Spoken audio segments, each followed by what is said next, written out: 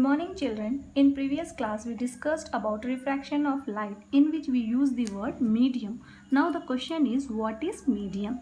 The material through which light passes or travel is called medium. That means how light is passing, through which light is passing, like through air light is passing, through glass light pass, through water light passes. All such objects are called, all such materials are called medium.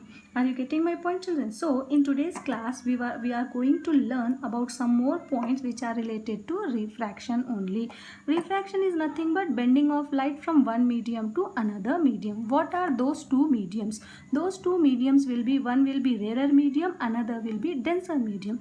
Now the question is, what is rarer medium and what is denser medium? Let's see. The medium in which speed of light is more is called rarer medium or optically rarer medium. That means where light easily pass, very fast it pass, that medium is rarer medium. Like air, vacuum, it will pass very fast. Speed of light is in speed of light in air is 3 into 10 to the power of 8 meter per second approximately. Now next is denser medium. The medium in which speed of light is very less is called denser medium or optically denser medium.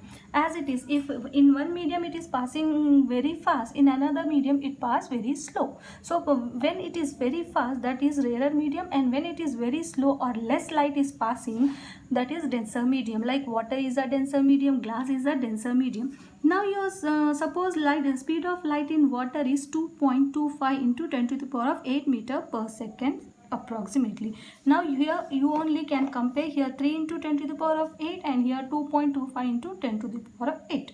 Here speed is more and here speed is less. That's why air is a rarer medium and water is a denser medium.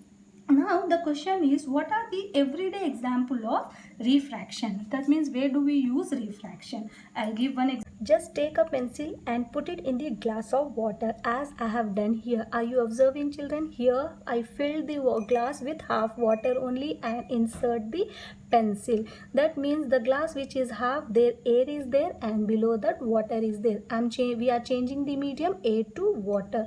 Air is a rarer medium, water is a denser medium. What are you observing, children? Here you are observing the pencil part which is under the water. It is appearing as it is bending. It's happened due to refraction because the light is traveling from rarer medium to denser medium. Am I clear, children?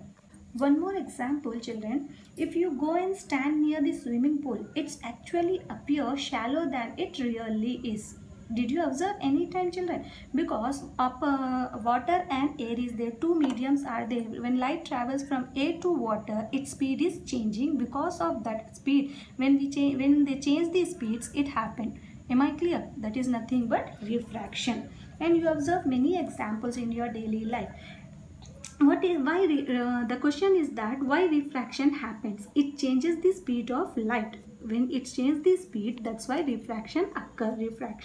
Let us say speed of light in air is 3 into 10 to the power of 8 meter per second approximately, and since water denser than air, it slows down the light when it enters the water. And let's say water speed is 2.25 into 10 to the power of 8 meter per second approximately, just now I told you. So this changes in speed of light when it travels air to water causes the light to bend. Am I clear, children? It happened due to this reason.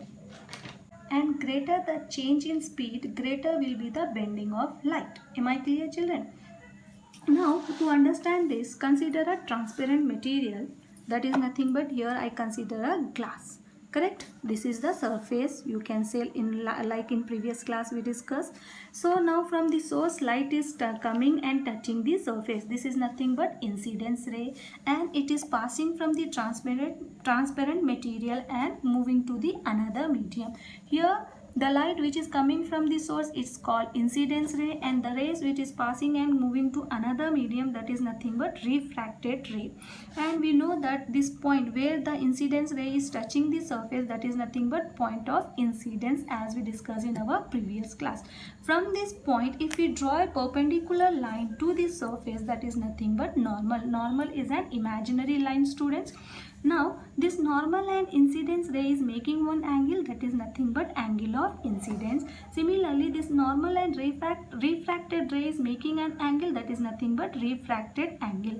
And always remember students, angle of incidence is always greater than the angle of refraction, that is nothing but I is greater than R. Am I clear, children? Now today's homework is read chapter 4 page number 49 and 50. 49, 50 and 51 of your physics textbook. Underline the difficult words and learn the given definitions.